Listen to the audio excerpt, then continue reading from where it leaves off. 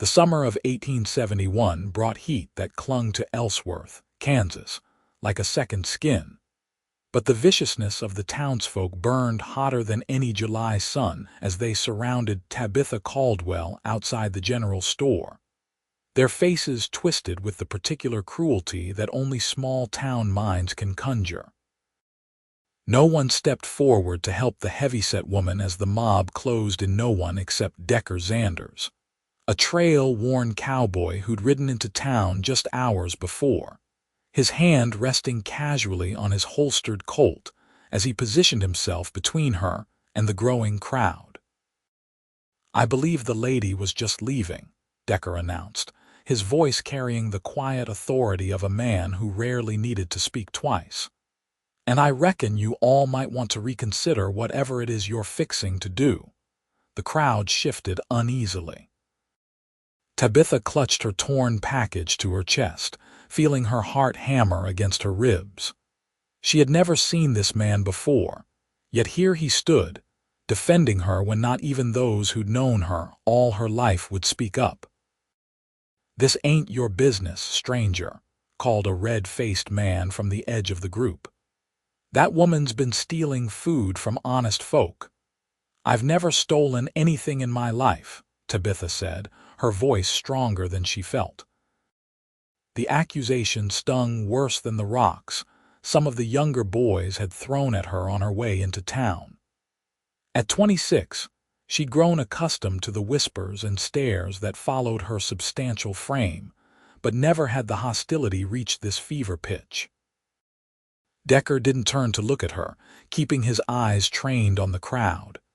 8 against 1 doesn't strike me as particularly sporting," he drawled. "Why don't you all head on home and sleep off whatever's got you so riled?" The standoff might have ended there if Sheriff Palmer hadn't pushed his way through the crowd, his badge catching the afternoon sunlight. "What's all this commotion about?" "Sheriff, we caught that Caldwell woman taking extra flour that she didn't pay for," said Mabel Thornton, the shopkeeper's wife. "Third time this month something's gone missing when she's been around." "That's a lie," Tabitha's voice broke. "I paid for everything I took. Mr. Thornton can vouch for me he took my money himself." The sheriff's gaze shifted between Tabitha and the crowd, clearly reluctant to take sides. Tabitha had seen that look before, the careful political calculus of a man who needed votes more than he needed to serve justice. "I can settle this right quick," Decker interjected. "I was in the store when the lady made her purchase, saw the whole transaction." It was a lie, and both Tabitha and Decker knew it. He'd been nowhere near the general store when she'd been shopping. "And who might you be?" the sheriff asked, eyeing the stranger with suspicion. "Name's Decker Xanders. Just passing through on my way to deliver some cattle up north." He tipped his hat slightly, revealing more of his face weathered by sun and wind, but handsome in a rugged way that made Tabitha's cheeks warm despite the dire situation. "Well, Mr. Xanders, I'm afraid this is a local matter. Seems to me justice ought to be the same whether a person's local or not," Decker cut in. "And justice says a woman doesn't get surrounded by a mob based on hearsay." The crowd murmured, some shifting uncomfortably under Decker's steady gaze. A few drifted away, suddenly finding urgent business elsewhere. "What's in the package, Miss Caldwell?" Sheriff Palmer asked. With trembling hands, Tabitha unwrapped the brown paper. "Just flour and sugar for baking. And thread for mending." The items spilled partially out, along with her receipt carefully preserved as she'd learned to do over years of similar accusations. The sheriff examined the receipt, comparing it to the items. His mustache twitched with annoyance. "Appears everything's accounted for." "Mabel, are you certain something was taken?" Mabel Thornton's thin lips pressed together. "Well, I didn't see it myself, but Betty swore she saw, so no one actually witnessed any theft," Decker concluded. "Just a whole lot of assumptions about a lady minding her own business."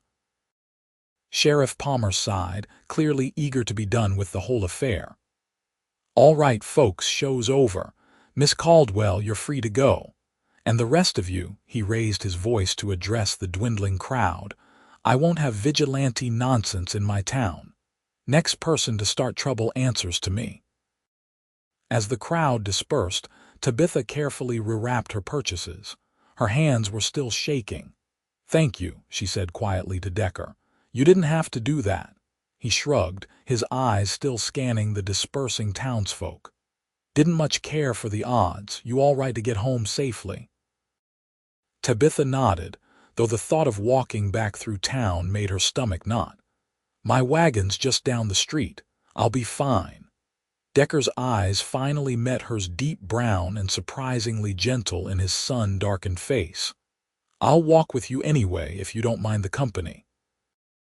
For the first time that day, Tabitha felt something other than fear or humiliation. "I'd appreciate that, Mr. Xanders." "Just Decker, madam." He offered his arm, and after a moment's hesitation, she took it. The solid warmth of him felt like safety itself. "Then you must call me Tabitha." They walked in silence down the main street, past the staring eyes of townsfolk pretending to go about their business. Tabitha kept her head high, though she could feel herself being judged with every step. Not just for her size, which had always made her an object of ridicule, but now for walking arm in arm with a handsome stranger. "Been in Ellsworth long?" Decker asked as they approached her modest wagon. "All my life," she replied. "My father was one of the first settlers. He passed last winter, and I've been managing our homestead since." "On your own?" Decker couldn't hide his surprise. "Yes." She straightened her shoulders slightly. "I manage just fine, Mr. Xanders Decker." He helped her into the wagon, handing up her packages with care. "I don't doubt it. Still, can't be easy." Tabitha gathered the reins, studying him. "Why did you step in back there? You don't know me." Decker adjusted his hat, squinting against the late afternoon sun. "My ma always said you can judge a town by how they treat their most vulnerable. And a mob going after one woman, any woman, well, that ain't right in any place worth staying." His words hung between them, honest and unembellished. Tabitha wasn't sure whether to be grateful for his intervention or insulted at being classified as vulnerable, though she couldn't deny the accuracy of it today. "Where are you staying?" she asked impulsively. "Haven't sorted that yet. Just rode in to deliver a message to the trail boss at the cattle yards. Might camp outside town." Tabitha hesitated only briefly. "I've got a spare room in my house, and a decent barn for your horse. Seems the least I can offer after what you did." Decker studied her for a long moment. "People talk, Miss Caldwell. Might not make your situation in town any easier." She gave a bitter laugh. "I don't think my situation can get much worse. Besides, it's my land and my business who I invite to stay." A slow smile spread across his face, transforming his features from merely handsome to something that made Tabitha's breath catch. "In that case, I'd be obliged for the hospitality. Let me fetch my horse and I'll follow you out." As Decker walked away, Tabitha exhaled slowly. She couldn't quite believe what she'd just done, inviting a stranger to stay at her home. Yet something about Decker Xanders made her feel safer than she had in months. Perhaps it was merely that he'd been the first person in a long time to see her as a woman deserving of basic dignity rather than an easy target. Either way, as she waited for him to return, Tabitha knew that something fundamental had shifted in her carefully ordered world. And for once, change didn't feel like something to fear. Decker returned mounted on a magnificent buckskin gelding that looked as trail-hardened as its rider. He tipped his hat to Tabitha, and together they headed out of town, the dust of Ellsworth settling behind them as they traveled the winding road toward the Caldwell homestead. The 5-mile journey passed with surprising ease. Decker rode alongside Tabitha's wagon, occasionally commenting on the land or asking thoughtful questions about her farm. There was something refreshing about his manner, direct but never crude, interested but not intrusive. "It's not much," Tabitha said as they crested the final hill and her homestead came into view. The two-story farmhouse stood solid against the backdrop of golden prairie grass, a sturdy barn and corral to one side, and neat fields stretching behind. "But it's mine." "Looks like a fine piece of land," Decker remarked, genuine appreciation in his voice. "Good water source. We've got a spring-fed well that's never run dry, even in the worst summers." She couldn't keep the pride from her voice. The Caldwell farm was perhaps the one thing in her life that had never failed her, never judged her. As they approached the house, a large dog came bounding out to greet them, barking excitedly. "That's Rusty," Tabitha explained. "He's friendly enough once he knows you're welcome." Decker dismounted smoothly and let the dog sniff his hand before giving him a good scratch behind the ears. Rusty's approval seemed immediate, his tail wagging furiously.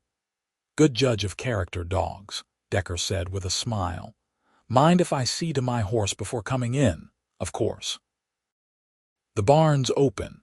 There's fresh hay in the loft, and you can draw water from the pump outside. While Decker tended to his horse, Tabitha carried her purchases into the house, her mind racing ahead to dinner preparations. It had been a long time since she'd cooked for anyone but herself. Her father's passing had left a silence in the house that sometimes felt like a physical presence. Having a guest, even a temporary one, made the homestead feel alive again in a way that stirred both anxiety and anticipation in her chest.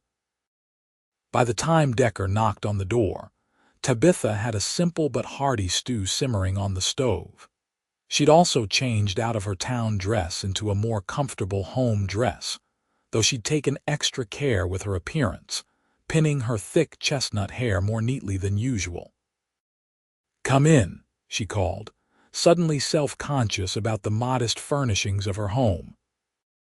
The main room served as both kitchen and living area, with her father's old rocking chair still positioned by the fireplace, a small dining table near the kitchen area, and simple but comfortable furniture arranged for practicality rather than show. Decker ducked his head slightly as he entered, removing his hat. His hair was dark brown with hints of auburn where the sun had lightened it, cut short but still showing a tendency to curl. He'd clearly washed up at the pump. His face was clean, revealing a strong jawline previously obscured by trail dust. "Your barn's well kept," he commented.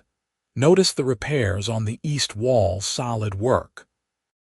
"Did them myself last fall," Tabitha replied, stirring the stew to hide the flush of pleasure at his notice. Few people ever acknowledged her capabilities. "Father taught me carpentry basics before he got too ill." "He taught you well." Decker stood somewhat awkwardly in the center of the room, as if uncertain of his place in this domestic setting. "Please, sit down," Tabitha gestured to the table. "Dinner's almost ready. It's just a simple stew but smells better than anything I've had in weeks," he assured her. "Trail food gets mighty tiresome." As they settled into the meal, the initial awkwardness between them gradually eased. Decker ate with the appreciation of a man accustomed to far less satisfying fare, and Tabitha found herself relaxing in the presence of someone who seemed content to be in her home without judgment. "So what brings you to Ellsworth, really?" she asked as she served him a second helping. "You mentioned delivering a message, but you don't strike me as a regular courier." Decker's expression shifted slightly, something guarded flickering in his eyes. "I've been working cattle drives for the past few years, moving from job to job mostly. Last outfit I was with finished their drive up from Texas, and I was asked to bring word to another trail boss about the conditions ahead." He took a bite of stew, then added, Truth is, I've been thinking it might be time to find something more permanent. Tired of the trail life? Tabitha asked. A man gets to an age where sleeping on the ground loses its charm. His smile was wry. I'm 32 this year. Started wondering if there might be more to life than dusty trails and other men's cattle. What would you do instead? He shrugged. Had some thoughts about finding land of my own.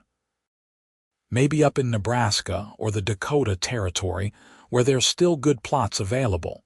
A man could build something there. The simplicity of his dream resonated with Tabitha. She understood the appeal of having one's own place, of building something lasting. And you? Decker asked. Ever think about leaving Ellsworth, especially after today? Tabitha set down her spoon, considering the question. Sometimes, she admitted. Especially since Father died. But this land has been in our family since before the war. I can't just abandon it because some people in town are unkind. That was more than unkindness today, Decker pointed out quietly. That was dangerous. It's never gone that far before, she said, though even as the words left her mouth, she wondered if that was entirely true. The hostility had been building gradually over the months since her father's death, as if his absence had removed whatever shield of respectability had protected her. What started it? Decker asked. If you don't mind my asking. Tabitha sighed. The official reason is what you heard: accusations of theft. But the real reason, she gestured down at herself, her substantial figure obvious even seated at the table. I've always been big, Mr. Xanders, even as a child. My mother was the same way before she passed. In a town this size, being different makes you an easy target. And a woman living alone makes an even easier one, Decker added perceptively. Precisely. There have been offers for the farm, mostly from Harold Thornton, who owns the general store. His son wants to expand their cattle operation. Her jaw tightened. After Father died, Harold gave me 2 weeks of mourning before making his first offer at half what the land is worth. When I refused, suddenly things started going missing whenever I shopped in town, and rumors began spreading. Understanding dawned on Decker's face. So they're trying to run you off, or force me to sell cheap. Tabitha met his eyes steadily. But this land is all I have. I won't give it up without a fight. That's why you keep receipts, he observed. She nodded. For all the good it does. Today's the first time anyone's actually checked one. They finished the meal in thoughtful silence. As Tabitha began clearing the dishes, Decker stood to help, gathering plates with an easy domesticity that suggested he wasn't entirely unfamiliar with household tasks. You don't have to, Tabitha began. My ma would tan my hide, grown man or not, if I sat idle while a lady who'd fed me cleaned up alone, he replied with a half-smile. Besides, seems like you could use a friendly hand around here. Their fingers brushed as he handed her a plate, and Tabitha felt a jolt of awareness she hadn't experienced in years. Decker's eyes met hers briefly, and something in his gaze suggested he'd felt it, to a current of connection neither had anticipated. The moment passed as quickly as it had come, both of them returning to the task at hand with careful concentration. But as they worked side by side in the warm kitchen, something subtle shifted in the atmosphere between them, a tentative bridge forming across the divide that separated stranger from friend. When the dishes were done, Tabitha showed Decker to the spare room, her father's old room, untouched since his passing except for fresh linens. I appreciate your hospitality, Miss Caldwell, Decker said, standing in the doorway of the simple but clean room, and your trust in a stranger. After today, you're hardly a stranger, she replied, and please, it's Tabitha. Tabitha, then. He said her name with a careful deliberation that made it sound almost like a different word entirely. Good night. Good night, Decker. As Tabitha retired to her own room, she found herself reflecting on the extraordinary turn the day had taken. This morning, she'd been a solitary woman bracing herself for another difficult trip to town. Tonight, she was hosting a man who had defended her honor without hesitation or expectation of reward. What tomorrow would bring remained to be seen.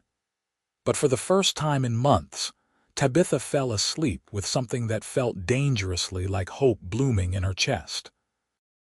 Morning arrived with the familiar chorus of roosters and the distant lowing of cattle in the pasture. Tabitha rose with the sun as always, dressing quickly in her work clothes, a simple skirt and blouse that allowed for the movement required by farm chores. She plaited her hair in a practical braid, then headed downstairs, expecting to find the house quiet with her guests still sleeping. Instead, she discovered Decker already up, coffee brewing on the stove and the back door standing open. Through the window, she could see him in the yard, chopping wood with an easy rhythm that spoke of long practice. Tabitha paused to watch him for a moment. His shirt was open at the collar, sleeves rolled up to reveal forearms corded with muscle. There was something mesmerizing about the fluid efficiency of his movements, no wasted energy. Just clean, powerful strokes that split each log perfectly. She poured herself a cup of the coffee he'd made, stronger than she usually brewed it, but good, and stepped out onto the porch. Decker looked up, driving the axe into the chopping block before wiping his brow with his forearm. "Hope I didn't wake you," he said. "Figured I might as well make myself useful while I'm here." "You didn't have to do that," Tabitha replied, offering him a cup of coffee. "But thank you. I was getting low on split wood." He accepted the cup with a nod of thanks. "Noticed your pile was dwindling when I was in the barn yesterday. Thought I'd get an early start before the heat sets in." They stood in comfortable silence for a moment, drinking coffee and watching the sun climb higher in the clear Kansas sky.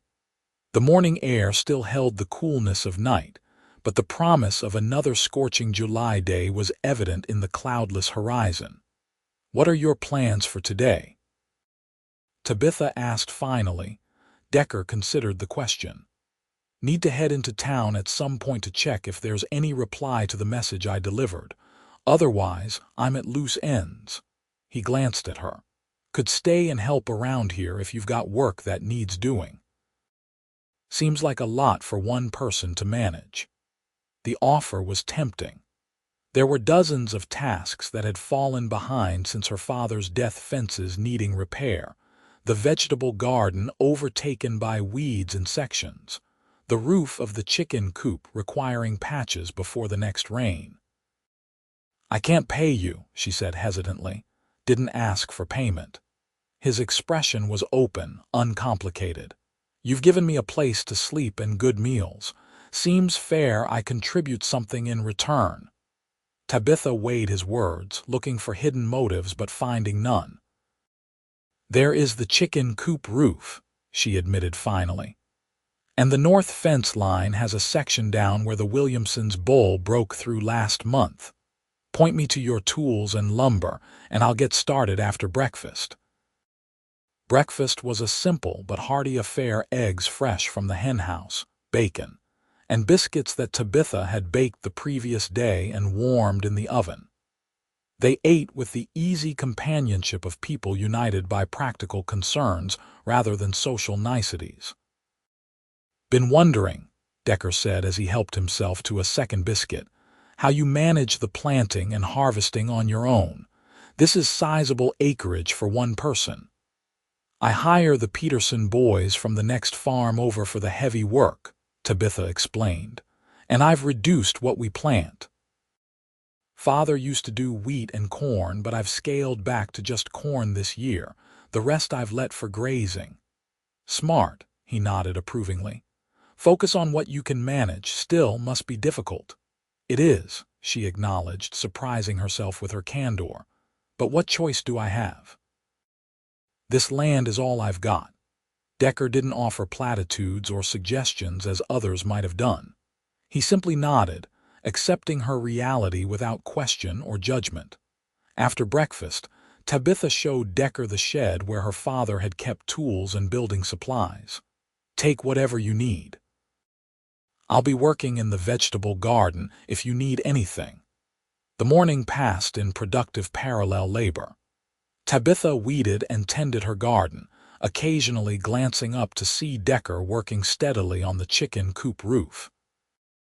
There was something deeply satisfying about having another person working alongside her on the homestead, not taking over, not directing her actions, but simply sharing the burden of maintaining the land. By midday, the sun was high and merciless. Tabitha prepared a light meal of cold ham, bread, and pickles, carrying it out to the shade of the large oak tree where they could catch what little breeze stirred the hot air. "Roof's finished," Decker reported, wiping his hands on a cloth before accepting the plate she offered. "Should hold tight even in a heavy storm now." "Thank you," Tabitha said sincerely. "That's been needing attention for weeks." They ate in companionable silence, the only sounds the distant clucking of chickens and the rhythmic buzzing of cicadas in the fields. Decker sat with his back against the tree trunk, long legs stretched out before him, looking more relaxed than Tabitha had yet seen him. "You mentioned needing to go into town," she said eventually. "I can hitch up the wagon if you'd like to go after we eat." A shadow crossed his face. "Might be better if I ride in alone. After yesterday, might not be wise for you to show your face too soon." The reminder of the previous day's confrontation dampened Tabitha's mood. "I can't hide forever. Ellsworth is the nearest town. I need to buy supplies, sell my eggs and vegetables." "Not suggesting forever," Decker clarified. "Just a few days, let things cool down." Tabitha considered his advice. There was wisdom in it, but also a hint of the same protectiveness that, while well-intentioned, sometimes felt like another kind of cage. People had been trying to tell her what was best for her all her life. Stay inside. Don't draw attention. Accept limitations. "I appreciate your concern," she said carefully, "but I need to make a deposit at the bank. Father always said never to keep too much cash at the farm." Decker studied her for a moment, then nodded. "All right, but I'm coming with you." They finished their meal and prepared for the trip to town. Tabitha changed into one of her better dresses, not from vanity, but from a lifetime of learning that presenting herself as neatly as possible sometimes mitigated the worst of people's judgments. She also tucked a small Derringer pistol into her pocket, another of her father's lessons.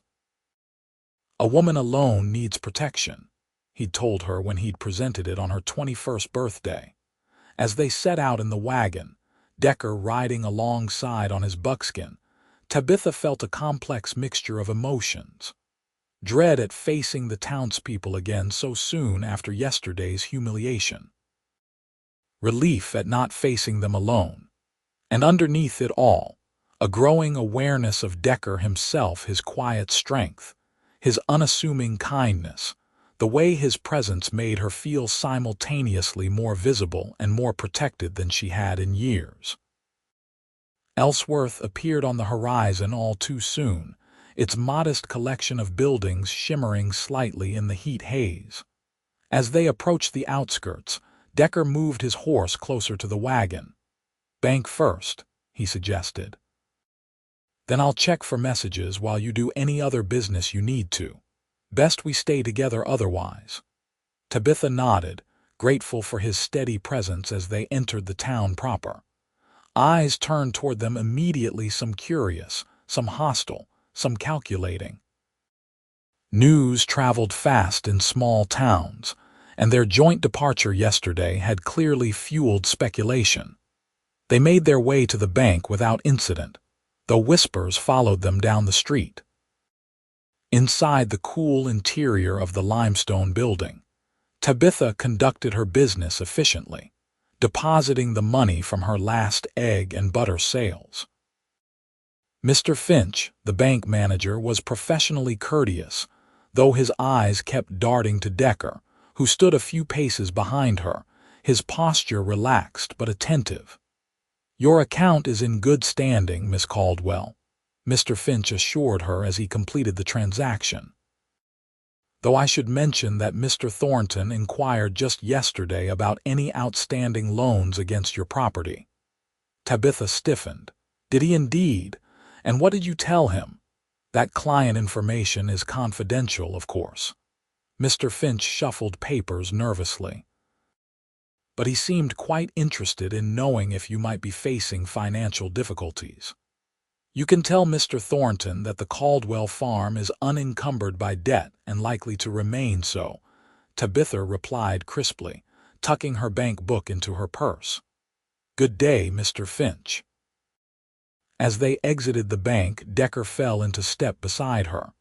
"Thornton's persistent," he observed quietly, "and getting more so." Tabitha frowned. "I need to stop at the feed store, then we can check for your messages." The feed store was mercifully empty except for old Mr. Weber, who had known Tabitha since she was a child and treated her with the same gruff courtesy he extended to all customers. She placed her order for chicken feed to be delivered the following week, paid, and they left without incident. Their luck didn't hold at the telegraph office. As they approached the small building, Harold Thornton himself emerged, nearly colliding with them on the narrow boardwalk. He was a florid man in his 50s, prosperous and well aware of it, with a thin mustache that did little to disguise the perpetual downward turn of his mouth. "Miss Caldwell," he said, recovering quickly from his surprise. His gaze slid to Decker, assessing. "I see you found yourself some protection, Mr. Thornton." Tabitha acknowledged him with a stiff nod. "This is Mr. Xanders. He's a guest at my farm." "Is he indeed?" Thornton's eyebrows rose. "How very progressive of you." The insinuation was unmistakable. Tabitha felt heat rise to her cheeks, but before she could respond, Decker stepped forward slightly. "Miss Caldwell has kindly offered me lodging while I conduct business in the area," he said, his tone pleasant but his eyes hard. "I understand you've been showing an interest in her property, Mr. Thornton." Thornton's expression soured further. "Merely a business proposition. The Caldwell place would be a natural expansion for my son's cattle operation, and a woman alone can hardly manage such a property efficiently." "Seems to me she's doing just fine," Decker replied. "Place looks well maintained, crops coming in nicely." "For now, perhaps." Thornton's smile didn't reach his eyes. "But farming has its ups and downs, as we all know. My offer stands, Miss Caldwell. Though I should mention that land values in the area have been declining recently. You might not find as favorable terms if you wait too long." "I'm not selling, Mr. Thornton," Tabitha stated firmly. "Not now, not ever. The land stays in the Caldwell name. We'll see." Thornton tipped his hat with mock courtesy. "Good day to you both." As he walked away, Tabitha released a breath she hadn't realized she was holding. "That man," she muttered. "He's behind yesterday's trouble," Decker said, not a question but a statement. "I'd stake my farm on it." Tabitha's hands were trembling slightly with suppressed anger. "He's been trying to pressure me since Father died." Decker guided her gently toward the telegraph office door. "Let's check my messages, then head back. I don't like the feeling in town today." Inside, the telegraph operator, a young man with ink-stained fingers, looked up nervously as they entered. "Miss Caldwell," he greeted, his eyes darting between her and Decker. "And us, sir." "Name's Decker Xanders," Decker said easily. "Checking if there are any replies to the message I sent yesterday to Joel Harrington in Topeka." The operator shuffled through a stack of papers. "Yes, sir. Came in this morning." He handed over a folded telegram. Decker read it quickly, his expression revealing nothing. He folded the paper and tucked it into his shirt pocket. "Thank you." As they exited the telegraph office, Tabitha noticed more people on the street than before, several watching them with undisguised hostility. Among them was Mabel Thornton, whispering urgently to two other women while casting venomous glances in Tabitha's direction. "We should go," Tabitha murmured, suddenly anxious to be away from the town and its judgmental stares. Decker nodded, scanning the street with the practiced eye of a man accustomed to assessing potential threats. "I'll get my horse. Stay here in front of the office where people can see you." He moved quickly toward the livery where he'd left his buckskin. Tabitha waited, uncomfortably aware of the growing number of stares directed her way. She clutched her purse tightly, the small weight of the derringer inside providing little comfort. A group of men emerged from the saloon across the street, and Tabitha's heart sank as she recognized several faces from yesterday's confrontation. They spotted her immediately, nudging each other and pointing. "Well, look who's back," called one, a rail-thin man named Tucker who worked at Thornton's store. "And all alone again." "Not quite alone," said another with a leer. "Heard she's got herself a hired man now. Real friendly arrangement from what I hear." Laughter rippled through the group. Tabitha felt her face flame, but she stood her ground, refusing to give them the satisfaction of seeing her retreat. "My arrangements are none of your concern," she replied, her voice steadier than she felt. "And I would appreciate being left in peace to conduct my business." "Business, is it?" Tucker took a step forward, emboldened by whiskey and the approval of his companions. "That what you call it? Heard he spent the night at your place. Awful quick to take in a stranger, ain't you?" Tabitha's fingers closed around the derringer in her pocket. "Mr. Tucker, I suggest you return to your drinking and leave me be." "Or what?" He advanced another step. "You'll set your new man on us again. Don't see him nowhere around. Then you're not looking hard enough." Decker's voice cut through the tension like a knife. He appeared at the edge of the group, leading his horse, his stance casual but his right hand resting near his holstered Colt. The men turned, several taking involuntary steps back at the sight of him. "Miss Caldwell and I were just leaving," Decker continued, moving through the group with calm authority until he reached Tabitha's side. "Unless any of you gentlemen have business with us." There was a moment of tense silence. Then Tucker spat on the ground. "No business. Just curious about your arrangement with the Caldwell woman." "My arrangement," Decker said evenly, "is that I'm helping a neighbor with some repairs in exchange for room and board, a common courtesy in civilized places." His eyes hardened. "Though I'm beginning to wonder just how civilized Ellsworth might be." He helped Tabitha into her wagon, then mounted his horse. "Gentlemen," he nodded curtly. As Tabitha flicked the reins to set the wagon in motion, Decker rode alongside, effectively shielding her from the group of men who watched their departure with undisguised animosity. They were silent until they'd left the town limits behind. Then Tabitha expelled a long breath. "It's getting worse," she said quietly. "They've never been so openly hostile before." "Thornton's stirring them up," Decker observed grimly. "Man wants your land bad enough to create a situation where you'll feel forced to sell." "What am I going to do?" The question slipped out before Tabitha could stop it, a rare admission of vulnerability from a woman who prided herself on self-reliance. Decker was quiet for a long moment. "Your father's land is legally yours." "Yes. The deed is in my name now, all proper and registered. Father made sure of it before he died." "Then legally they can't force you out," he said, "but practically." He didn't need to finish the thought. They both knew that law and justice weren't always the same thing, especially for a woman alone. "What did your telegram say?" Tabitha asked, changing the subject. "If you don't mind my asking." Decker's expression shifted, becoming more guarded. "The cattle buyer I was supposed to meet isn't coming to Ellsworth after all. He's redirected the herd to Abilene instead. So you'll be moving on. Tabitha tried to keep her tone neutral, though the prospect of his departure left her with an unexpected hollowness.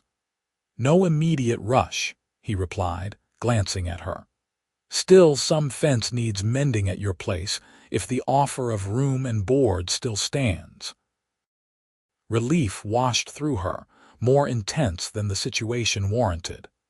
The offer stands, though you should know what you're getting into. The town's opinion of me isn't likely to improve with you staying on. Never much cared for town opinions, Decker said with a hint of a smile. Besides, seems to me you could use a friend right now, Tabitha. The way he said her name like it was something precious sent a warmth through her that had nothing to do with the July heat. For the first time in longer than she could remember, Tabitha didn't feel alone. And that feeling, dangerous as it might be, was something she wasn't ready to relinquish just yet. The following days established a rhythm between them that felt surprisingly natural. Decker worked from sunrise until the worst heat of the day, repairing fences, reinforcing the barn door that had begun to sag, and tackling a dozen other tasks that had accumulated during the months Tabitha had been managing alone.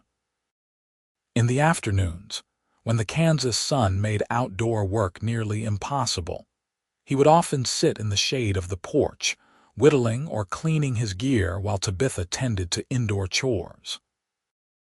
They talked not constantly, but comfortably, sharing bits of their lives in the natural way of people working alongside one another. Tabitha learned that Decker had grown up in Missouri, the son of a blacksmith who taught him the value of hard work and craftsmanship. He'd fought briefly for the Union in the final year of the war, too young to see much action but old enough to understand the cost. Afterward, restlessness had taken him west, where he'd found work on cattle drives moving Texas longhorns north to the railheads. In turn, Tabitha shared stories of growing up as an only child on the homestead, of her mother's death from fever when Tabitha was 12, and her father's patient teaching as he raised his daughter to be self-sufficient in a world that expected women to be dependent. "He taught me everything," she told Decker one evening as they sat on the porch after supper, watching fireflies begin to rise from the grass. "How to manage accounts, repair equipment, negotiate prices for our crops. People thought he was strange, raising a daughter that way." "Seems to me he was wise," Decker replied. "Gave you the tools to survive when he couldn't be here anymore." "Yes," but Tabitha hesitated, then decided to voice the doubt that had plagued her since her father's death. "Sometimes I wonder if he did me a disservice. Made me too independent for my own good." Decker turned to look at her, his expression serious in the fading light. "How do you figure?" she gestured vaguely. "Look at me. 26, unmarried, running a farm alone, no normal prospects, maybe if he'd raised me more. Conventionally, I might have found a husband, had a family, someone to help carry this burden." "And you think that would have made you happier?" Decker asked, his voice gentle but probing. Tabitha considered the question honestly. "I don't know, maybe not happier, but safer, less alone."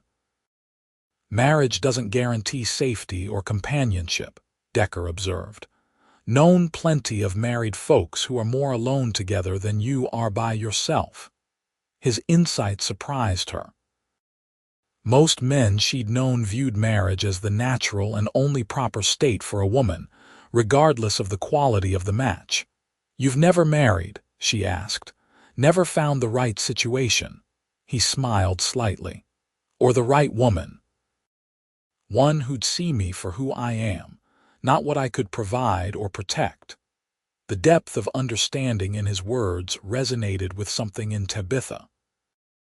All her life, she'd been defined by others through the lens of what she lacked, or what she was not pretty enough, not delicate enough, not conforming enough to the narrow definition of womanhood that would make her acceptable. "I think," she said slowly, "that's what frightens people about me.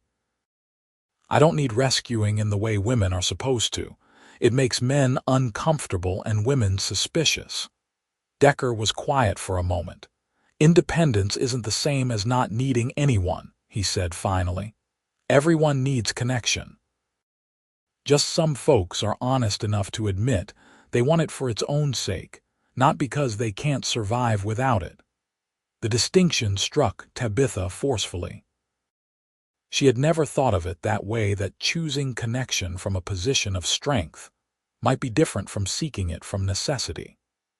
The idea that she might someday find someone who valued her self-reliance rather than being threatened by it was both novel and exhilarating. Their conversation was interrupted by Rusty suddenly raising his head from where he'd been dozing at their feet, a low growl rumbling in his chest. A moment later, they heard the distant sound of horses approaching. Decker stood, his hand moving instinctively to the gun at his hip. "Expecting visitors?"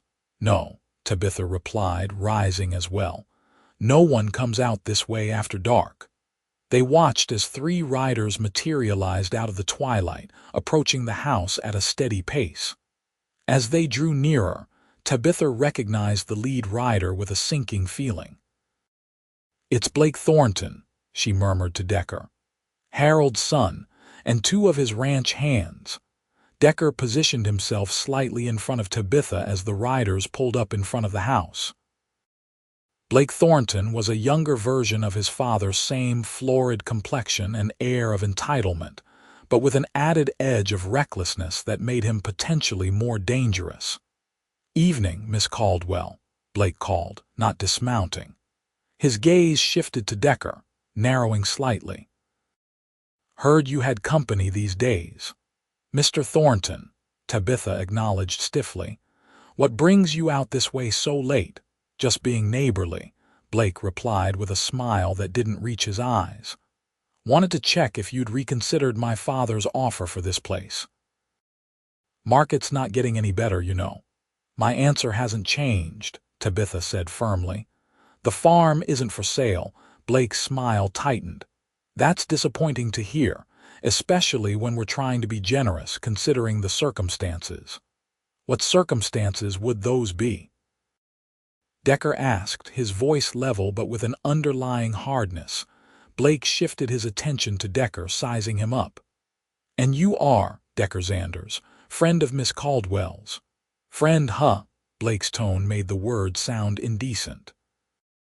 "Well, Mr. Xanders, the circumstances are that a single woman managing a property this size is bound to run into difficulties.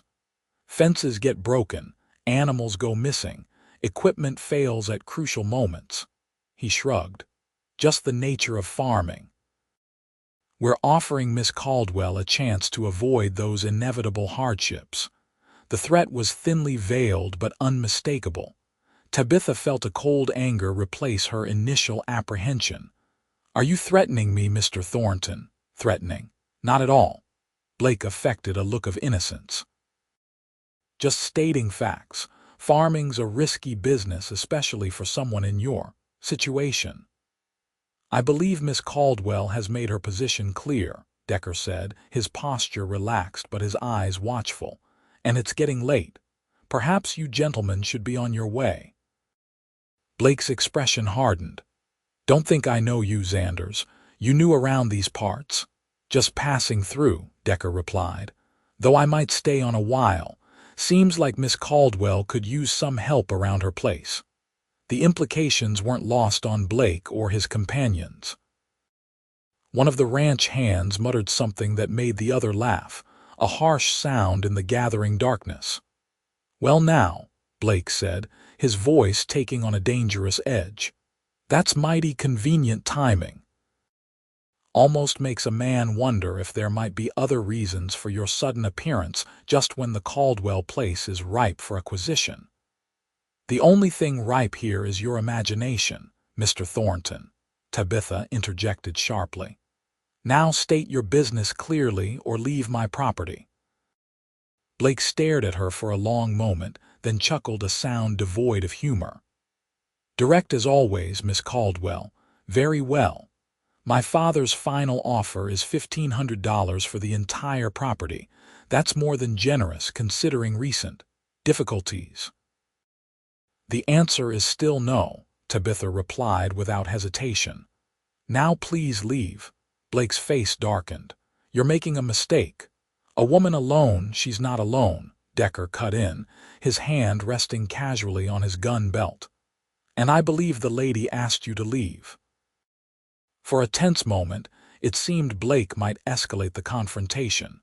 His hand twitched toward his own weapon, but one of his companions murmured something that made him reconsider. With visible effort, he reined in his temper. We'll be going, he said finally, but think carefully, Miss Caldwell. My father's patience isn't endless, and neither is his generosity. He tipped his hat with mock courtesy. Good evening to you both. The three riders turned their horses and rode back toward town, Blake's rigid posture betraying his anger even in the dim light. When they were out of earshot, Tabitha released a shaky breath. That wasn't just a business visit. No, Decker agreed grimly. That was a warning. He glanced around the darkening yard. We should check the outbuildings, make sure nothing's been tampered with while we were in town today. They made a thorough inspection of the barn, chicken coop, and storage sheds, finding nothing obviously disturbed. Still, the visit had left Tabitha unsettled, the implied threats lingering in her mind like a bad taste. I should never have left the farm unattended, she said as they returned to the house. They could have done anything while we were gone. Can't stay locked up here forever, Decker pointed out reasonably, and they might have been bluffing. Maybe. But Tabitha wasn't convinced. There had been something in Blake Thornton's eyes, a certainty that he would get what he wanted one way or another. The Thorntons aren't used to being refused, and they have influence in town. Inside the house, Decker checked that all windows and doors were secured while Tabitha built up the fire in the stove to heat water for tea. The familiar domestic task helped calm her nerves, though she couldn't shake the feeling that something fundamental had changed with Blake's visit. What will you do? Decker asked when they were settled at the kitchen table, steaming cups before them. If they keep pushing, Tabitha wrapped her hands around her cup, drawing comfort from its warmth. Stand my ground. What else can I do? This land is all I have. Could sell and start fresh somewhere else, Decker suggested, though his tone indicated he already knew her answer. $1,500 would buy decent land in other territories. And let them win. Tabitha shook her head firmly. This isn't just about the land, Decker. It's about them thinking they can bully a woman into giving up what's rightfully hers. If I leave, what message does that send to the next person they try to push around? Decker studied her face in the lamplight, something like admiration in his eyes. You're a remarkable woman, Tabitha Caldwell. The unexpected compliment caught her off guard. For refusing to be intimidated, for understanding that some fights are worth having, even when they'd be easier to walk away from. He sipped his tea. Not many people have that kind of clarity, men or women. Tabitha felt a warmth that had nothing to do with the tea spreading through her chest. All her life, she'd been made to feel that her stubbornness was a flaw, her determination to chart her own course a defect of character. To have someone see those same qualities as strengths was both novel and profoundly affecting. Thank you, she said simply, for understanding and for staying. Decker's eyes met hers across the table, something unspoken passing between them. Don't thank me yet, he said quietly.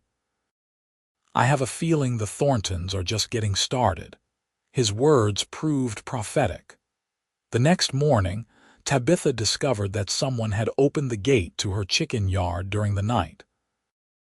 Half her laying hens were missing, either taken or scattered, representing a significant loss of both income and food. Could have been foxes, Decker suggested as they surveyed the damage, though his tone made it clear he didn't believe it. Gate could have come unlatched. The gate was secured with wire, Tabitha pointed out, holding up the cut ends. This was deliberate. They spent the morning searching for the scattered chickens, recovering only a few. The loss was a calculated blow, not catastrophic, but significant enough to cause hardship. A warning, just as Blake had implied. The following day brought more trouble. Returning from checking the far pasture, they discovered one of the water troughs had been contaminated with something that made the cattle refuse to drink from it. Again, not disastrous, but time-consuming to clean and refill. "They're testing us," Decker observed as they hauled fresh water from the well. "Seeing how much it takes to make you reconsider." Tabitha wiped sweat from her brow, her jaw set in determination. "They'll have to try harder than this." "They will," Decker warned. "This is just the beginning." He insisted on taking watch that night, sitting on the porch with his rifle across his knees while Tabitha tried to sleep inside. She found rest elusive, her mind racing with worries and plans. When she finally drifted off near dawn, it was to fitful dreams of fire and loss. The escalation continued over the next few days, a section of newly repaired fence knocked down. Sugar poured into the fuel tank of her father's old tractor. A dead rabbit left on the porch steps. Each incident was relatively minor on its own, but cumulatively wearing through it all. Decker remained steady, helping repair the damage and maintaining a watchful presence. He said little about his own plans, though Tabitha knew he must have business elsewhere eventually. The thought of facing the Thorntons' campaign alone after he left filled her with dread, though she kept this fear to herself. The situation came to a head a week after Blake's visit. They were returning from town, a tense but necessary trip to sell eggs and butter to the few customers who still traded with Tabitha, despite the Thorntons' influence when they spotted smoke rising from the direction of the homestead. "Ride ahead," Tabitha urged, fear clutching at her throat. "I'll follow with the wagon."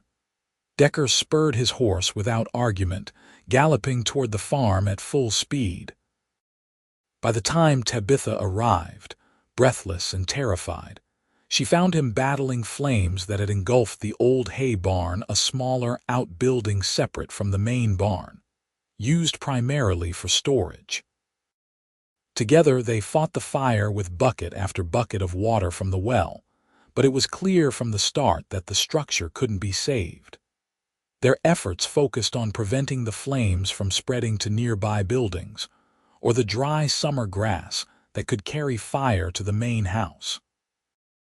By the time they had the blaze contained, the hay barn was a smoldering ruin, and both Tabitha and Decker were exhausted, soot-covered, and singed in places where embers had landed on their clothing.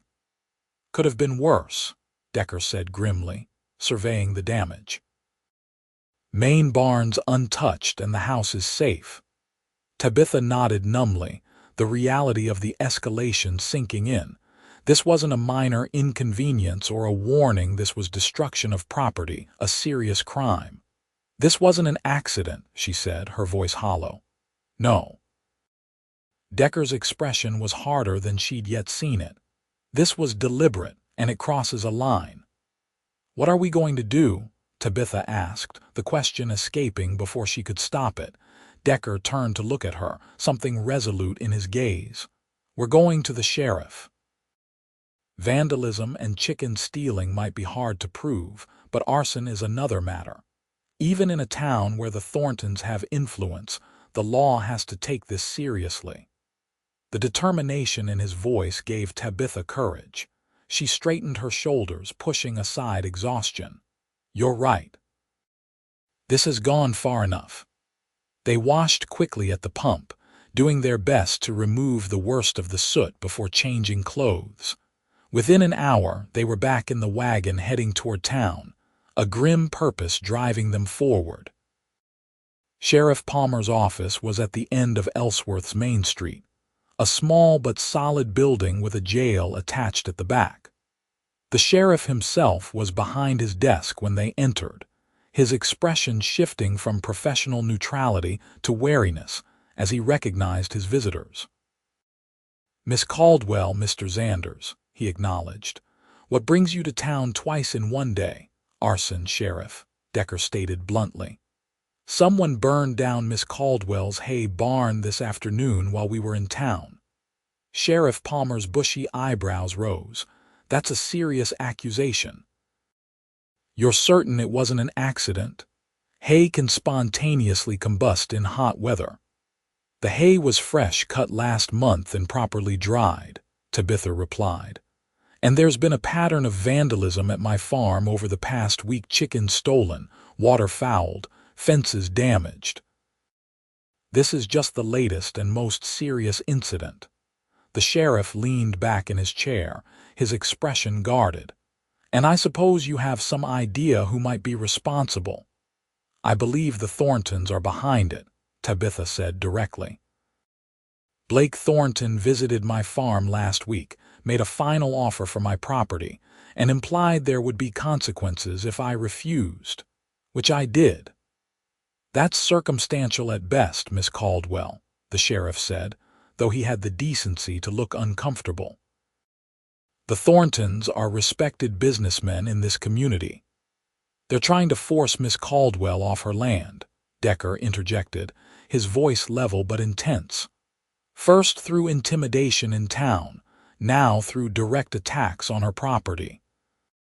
"If that's what passes for respected business practices in Ellsworth, then this town has bigger problems than a burned barn." Sheriff Palmer's face reddened slightly. "Watch your tone, Mr. Xanders. You're still a newcomer here." "I'm a citizen of the United States," Decker replied evenly, "where arson is a crime regardless of who commits it or who the victim is." The sheriff and Decker stared at each other for a long moment, neither willing to back down. Finally, Tabitha broke the tension. "Will you at least investigate, Sheriff?" she asked. "Come out to the farm, look at the evidence. That's all I'm asking." Sheriff Palmer sighed, running a hand over his mustache. "I'll ride out tomorrow morning, take a look at the damage. That's the best I can offer right now." "Thank you, Sheriff," Tabitha said, though she had little hope that his investigation would lead to any real consequences for the Thorntons. As they left the sheriff's office, Decker's hand at the small of her back provided silent support. The street was busy with late afternoon traffic, and Tabitha was acutely aware of the stares and whispers that followed them. Word of the fire had clearly preceded their arrival in town. "They'll never face justice for this," she said quietly as they walked toward the wagon. "Not here." "Maybe not through official channels," Decker agreed, "but there are other ways to handle men like the Thorntons." Something in his tone made Tabitha glance at him sharply. "What are you suggesting?" Before Decker could respond, a voice called out from across the street. "Miss Caldwell." "A moment of your time." They turned to see Harold Thornton approaching, looking every inch the concerned citizen despite the calculating gleam in his eyes. Blake trailed behind him, along with two other men Tabitha recognized as town council members. "Mr. Thornton," she acknowledged stiffly as the group reached them.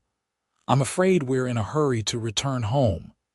"Yes, I heard about the unfortunate fire at your place," Thornton said, his voice dripping with false sympathy. "Such a terrible accident." "These things happen so often on isolated properties without proper supervision." The implication was clear, and Tabitha felt anger rise in her chest. "It wasn't an accident, Mr. Thornton, as I believe you're well aware."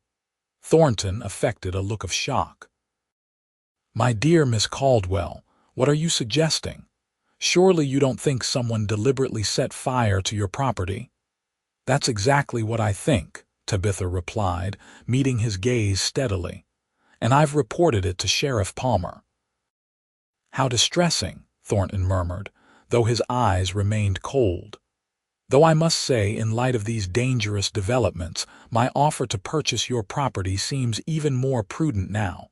For your own safety, of course." "Your concern is noted," Tabitha said icily. "But my answer remains the same." Blake stepped forward, his face flushed with barely contained anger. "You're being foolish and stubborn," he snapped. "A woman alone can't—" "Miss Caldwell isn't alone," Decker interrupted, his posture shifting subtly to place himself more directly between Tabitha and the Thorntons. "And I'd advise you to moderate your tone when speaking to a lady." Blake's hand moved toward his hip where a pistol was holstered, but his father caught his arm in a warning grip. "My son speaks bluntly, but his concern is valid," Harold said smoothly. "Recent events only highlight the risks of your situation, Miss Caldwell." "The only risk I'm concerned about," Tabitha replied, "is the risk of allowing bullies and cowards to dictate what happens to my property." A hush fell over the bystanders who had gathered to watch the confrontation. Harold Thornton's face darkened with anger, though he maintained his facade of civility. "I see Mr. Xander's influence has made you reckless with your words," he said coldly. "I hope, for your sake, that you reconsider my offer before further accidents befall your property. My final offer stands until tomorrow noon. After that, I cannot guarantee its generosity." With that, he turned and walked away, Blake and the council members following in his wake. The crowd dispersed slowly, murmuring among themselves. Decker helped Tabitha into the wagon, his expression grim. "They're getting desperate," he observed quietly, "making threats in public now." "They think they can act with impunity," Tabitha replied, her hands shaking slightly as she gathered the reins. "And maybe they can. The sheriff won't stand against them, and neither will the town council." Decker mounted his horse, bringing it alongside the wagon before they set off. "Then we'll have to stand against them ourselves," he said with quiet determination. "Tonight we prepare for whatever comes next." The ride back to the farm was tense, both of them scanning the landscape for signs of further trouble. When they arrived, Tabitha felt a surge of relief to find everything as they had left it, the smoldering ruins of the hay barn the only evidence of the day's attack. They worked together through the evening, securing the property as best they could. Decker moved his bedroll to the main barn, positioning himself where he could observe both the house and the approach road. Tabitha brought Rusty inside the house with her, finding comfort in the big dog's protective presence. As she prepared for bed, Tabitha found herself reflecting on the strange turn her life had taken. 2 weeks ago, she had been alone, vulnerable but determined to maintain her independence in the face of increasing hostility. Now, she found herself in the midst of open conflict, yet paradoxically feeling stronger because of the man who had unexpectedly become her ally. Decker Xanders was unlike any man she had known, seeing her strength as something to admire rather than something to diminish, standing beside her rather than in front of her. In the midst of crisis, Tabitha realized with startling clarity that her feelings for him had grown beyond gratitude or friendship. The recognition was both exhilarating and terrifying, coming as it did at a moment when the future itself seemed so uncertain. Sleep eluded her as she lay listening to the night sounds, wondering what the morning would bring, and whether there would be time to explore these newfound feelings once the current crisis had passed. Eventually, exhaustion claimed her, and she drifted into uneasy dreams of fire and loss, punctuated by moments of unexpected tenderness. Dawn broke with the crowing of the remaining roosters, pulling Tabitha from troubled sleep. She dressed quickly and went downstairs to find Rusty alert at the door, his ears perked. Opening it cautiously, she found Decker on the porch, rifle in hand but resting at his side. "Morning," he greeted her, his voice rough with fatigue but his eyes alert. "All quiet through the night." "You didn't sleep at all, did you?" Tabitha asked. Noting the shadows under his eyes, he shrugged. Dozed a bit, thought it best to keep watch. Come inside, she urged. I'll make breakfast and then you can rest while I tend to the morning chores. Decker looked as though he might argue, then nodded, following her into the kitchen. While Tabitha prepared a hearty breakfast of eggs, bacon, and biscuits left from the previous day, he sat at the table, cleaning his revolver with practiced efficiency. Sheriff should be here in a few hours, he remarked as she placed a steaming plate before him. Though I don't expect much will come of it. Nor do I, Tabitha agreed, sitting across from him with her own plate. But we had to try the official channels first. And now? Decker asked, meeting her eyes. Tabitha considered her next words carefully. Now we do what we must to protect what's mine, within the law if possible, but... She let the sentence hang unfinished between them. Decker nodded, understanding her meaning without requiring it to be spelled out. The Thorntons' deadline is noon today, he reminded her. We should be prepared for them to make a move if they don't get the answer they want. They already know my answer, Tabitha said firmly. Nothing's changed. They finished breakfast in companionable silence. Afterward, Tabitha insisted that Decker rest while she tended to the essential morning chores. He reluctantly agreed, stretching out on the sofa in the front room while she collected eggs from the remaining hens and fed the livestock. The farm felt eerily quiet in the aftermath of yesterday's fire, the charred remains of the hay barn a stark reminder of how quickly things could be destroyed. Tabitha worked methodically, her mind churning with plans and contingencies. The Caldwell farm had weathered drought, blizzards, grasshopper plagues, and the chaos of war. She would not be the one to lose it to human greed and malice. Sheriff Palmer arrived mid-morning, his expression somewhere between dutiful and resigned as he surveyed the burned barn. Decker, who had risen after a brief rest, stood beside Tabitha as she explained the sequence of events. Definitely deliberate, the sheriff admitted reluctantly, examining the pattern of the burn. Fire was started in multiple locations, too regular to be accidental. Will you investigate? Tabitha pressed. Question the Thorntons and their men, Sheriff Palmer shifted uncomfortably. I'll ask around town, see if anyone noticed anything suspicious yesterday, but without witnesses. He left the sentence unfinished, the implication clear. If you're not willing to do your job, Sheriff, just say so, Decker said bluntly. At least then Miss Caldwell will know where she stands. The sheriff's face reddened.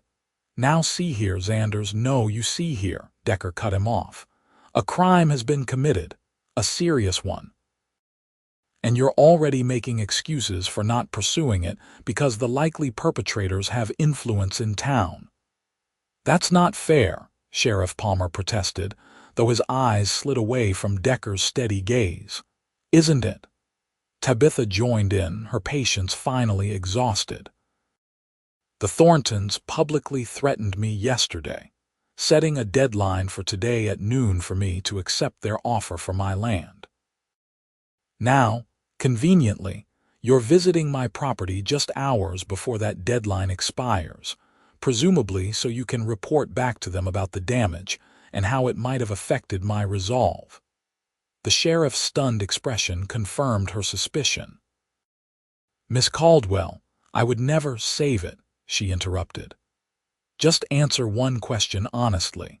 If I refuse the Thorntons' offer again today, and if further accidents happen on my property, will you actually enforce the law? Or will you continue to look the other way? Sheriff Palmer stared at her for a long moment, then sighed, his shoulders sagging slightly. I can't promise what you're asking, Miss Caldwell. The Thorntons, they have too much influence. They could make things very difficult for me. So you admit it, Decker said quietly. The law in Ellsworth only applies to those without power or money. It's not that simple, the sheriff insisted. But I have a wife, children who need, We all have things we need to protect, Tabitha cut in. I understand your position, Sheriff. I just hope you understand mine as well. I will defend my property by whatever means necessary. Sheriff Palmer studied her face, then glanced at Decker. Be careful, Miss Caldwell, he said finally. The Thorntons aren't used to being defied, and they rarely lose. There's a first time for everything, Tabitha replied steadily. Good day, Sheriff. After Palmer left, Tabitha and Decker stood in silence, watching his horse disappear down the road toward town. He'll report everything to the Thorntons, Decker observed, including that we're prepared to defend the property. Good, Tabitha said with unexpected fierceness. Let them know I won't be intimidated. Decker turned to look at her, something like admiration in his eyes. You're quite a woman, Tabitha Caldwell. She met his gaze, feeling a flutter of warmth despite the tension of the situation. And you're quite a man, Decker Xanders. One I'm very glad happened into Ellsworth when you did. A moment of charged silence stretched between them, filled with unspoken possibilities. Then Decker cleared his throat. We should prepare.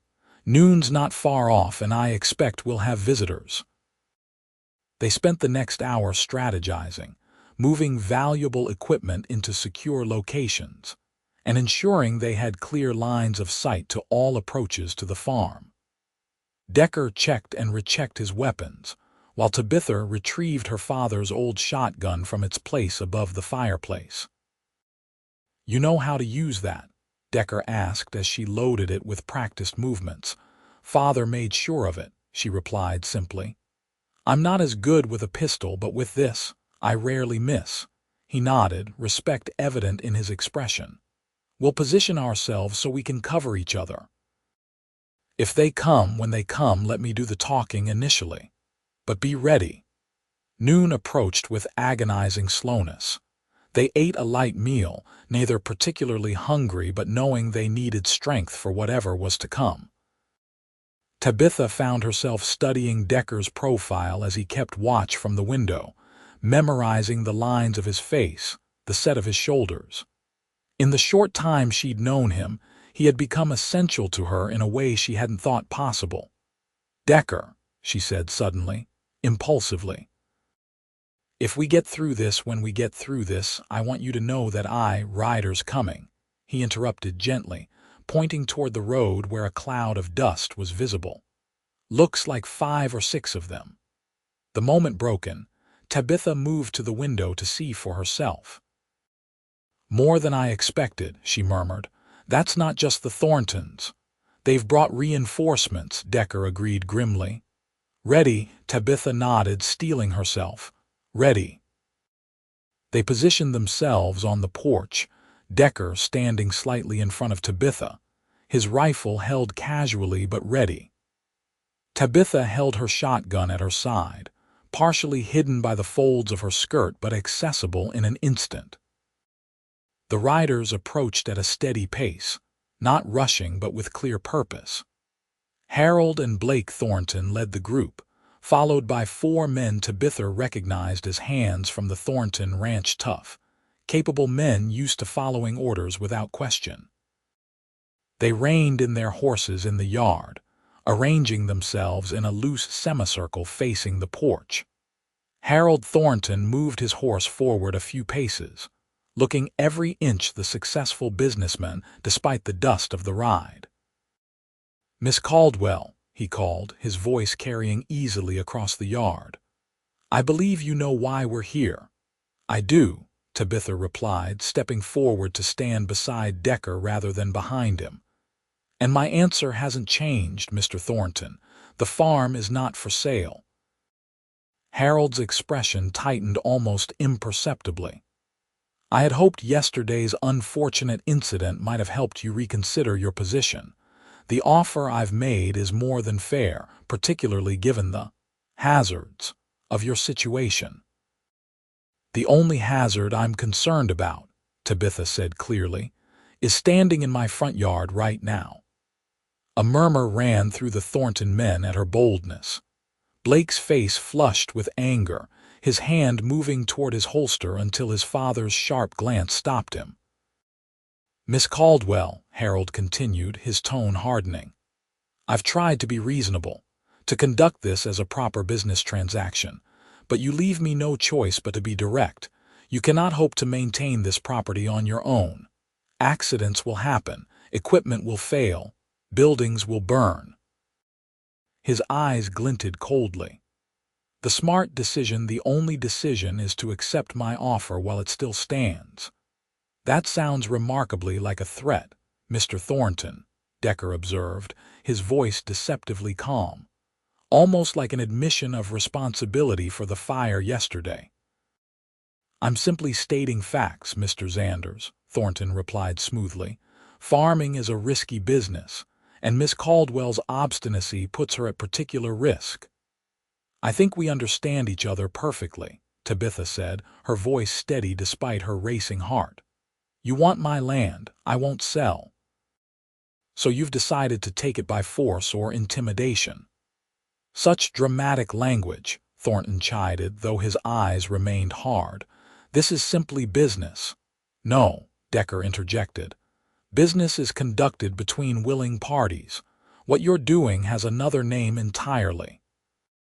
Blake Thornton nudged his horse forward, his patience clearly at an end. "Enough talk. The woman's been told her options. Either she signs the deed over today, or we'll make sure there's nothing left worth owning by this time tomorrow." A tense silence followed his words. Tabitha felt a cold clarity descend over her, the kind that comes when a decision is no longer a choice but a necessity. "I will never sell to you," she stated, each word distinct and unwavering. "Not tomorrow, not next week, not ever. This is my land, and I will defend it." "With what?" Blake sneered. "You and your drifter boyfriend against all of us." He gestured to the men behind him, each visibly armed. "You don't stand a chance."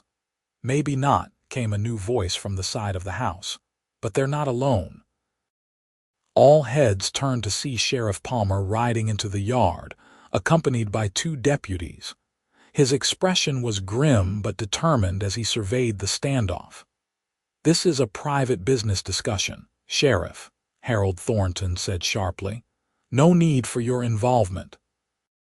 "Funny thing about that," Palmer replied, dismounting with deliberate movements.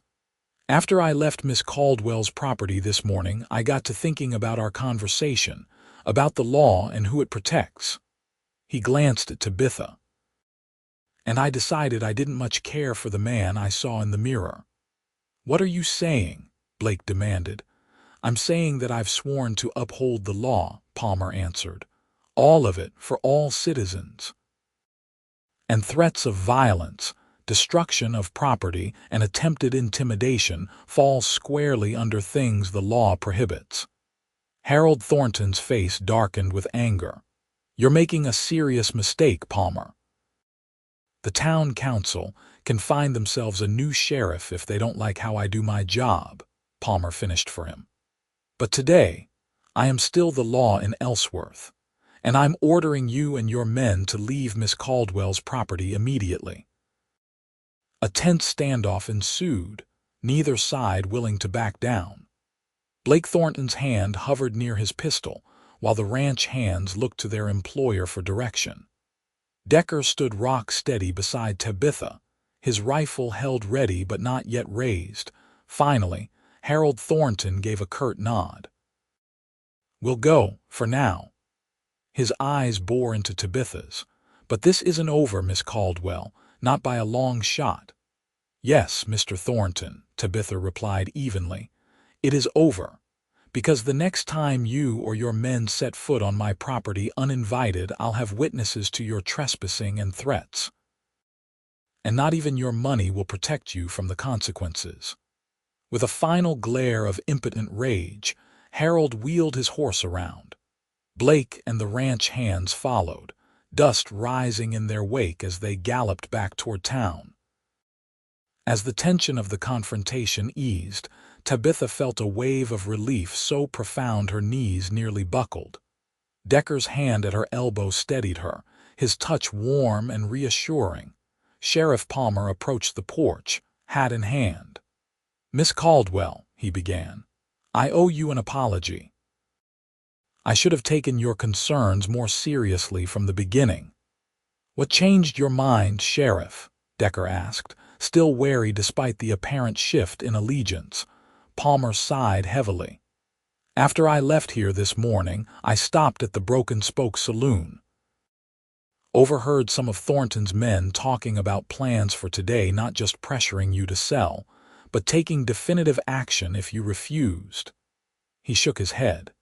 "Made me realize I was about to stand by while good people got hurt just to protect my own position. Couldn't live with that." Tabitha studied the sheriff's face, seeing genuine remorse. "Thank you for coming back," she said simply. "Don't thank me yet," Palmer cautioned. "The Thorntons aren't done. They've got too much pride and too much invested in expanding their holdings to give up easily."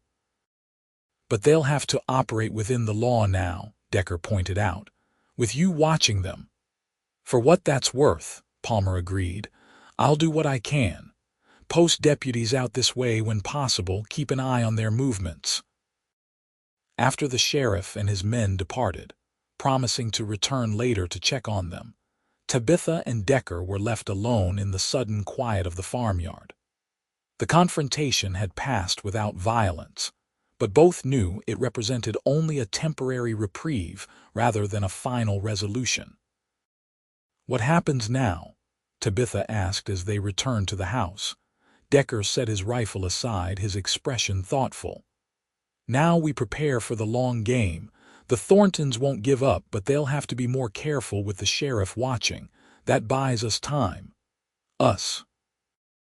Tabitha echoed, her heart quickening at the implication. Decker turned to face her fully, his eyes searching hers. "If you want there to be an us, Tabitha."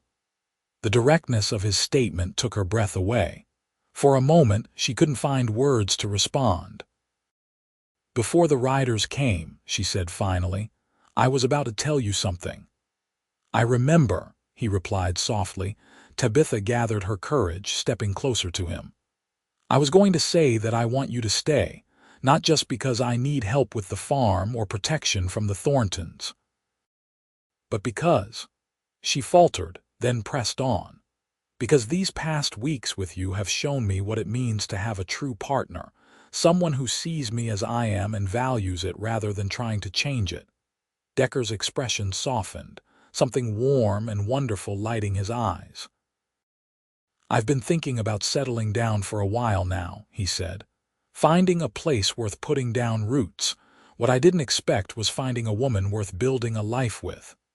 "Is that what you want?" Tabitha asked, hardly daring to believe what she was hearing. "A life? With me?" In answer, Decker closed the distance between them, his hands coming to rest gently on her shoulders. "I've never met anyone like you, Tabitha Caldwell.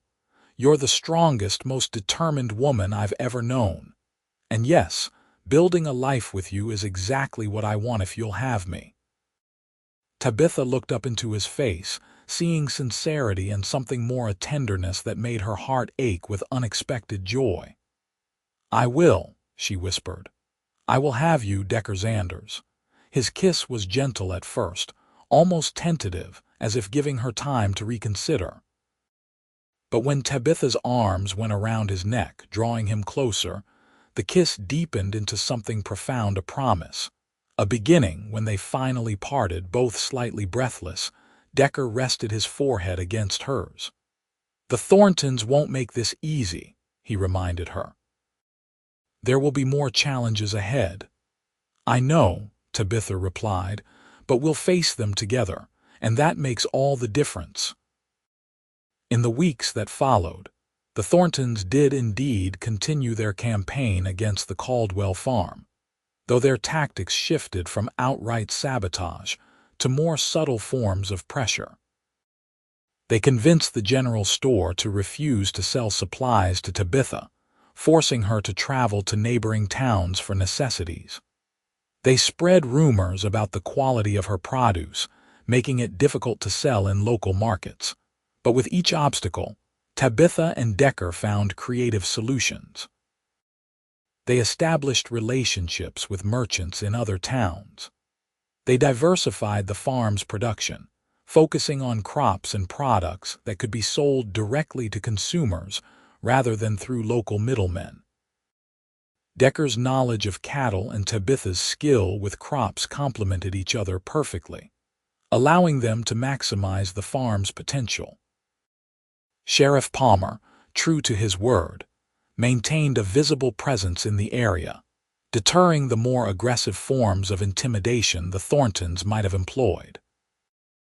And gradually, as the couple's resilience became evident, some of the townspeople began to shift their allegiances, admiring the stand Tabitha had taken against bullying and coercion. 3 months after the confrontation in the farmyard, Decker and Tabitha were married in a simple ceremony on their property, attended by a small but supportive group of friends and neighbors. Sheriff Palmer served as witness, his presence a symbol of the changing attitudes in Ellsworth. The Thorntons remained a presence in the region, their influence still substantial but no longer unchallenged. Harold eventually redirected his expansion efforts toward other properties, though he never entirely abandoned his resentment of the woman who had defied him and the drifter who had stood beside her. As for Decker and Tabitha, they built a life together that neither had imagined possible before their chance meeting. The Caldwell farm, now the Caldwell Xanders farm, thrived under their joint management, becoming one of the most productive in the county. They worked side by side, equal partners in all things, their different strengths creating something stronger than either could have achieved alone. 2 years after their wedding, they welcomed twin boys, sturdy, healthy children who would grow up knowing the value of standing firm for what was right, regardless of the odds. And as the years passed, the story of how they had met became something of a local legend, the tale of a woman who refused to be intimidated, a drifter who found his home standing between her and a mob, and the love that had grown from that unlikely beginning. In time, even Ellsworth itself changed. New families moved in, bringing fresh perspectives. The railroad expanded, creating economic opportunities beyond the control of any single family. The Thorntons remained influential, but no longer all-powerful. Their attempted intimidation of Tabitha Caldwell remembered as a turning point in the town's development. On warm summer evenings, Tabitha and Decker would often sit on their porch after the day's work was done, watching their children play in the yard where once they had faced down threats and coercion. Sometimes they would talk about those early days, the fear, the determination, the moment when standing alone had become standing together. "You ever regret it?" Tabitha asked Decker once as they celebrated 10 years of marriage. "Staying here, taking on the Thorntons, choosing this life over the freedom of the trail." Decker looked at her, the years having added character to his handsome face but not diminished the warmth in his eyes when they rested on her. "Not for a single moment," he replied, taking her hand in his. "Some trails lead to nowhere, but the one that led me to you, that was the path I was meant to find all along." And Tabitha, who had once believed that independence meant standing alone, understood now that true strength came from knowing exactly who you were and finding someone who valued that person completely.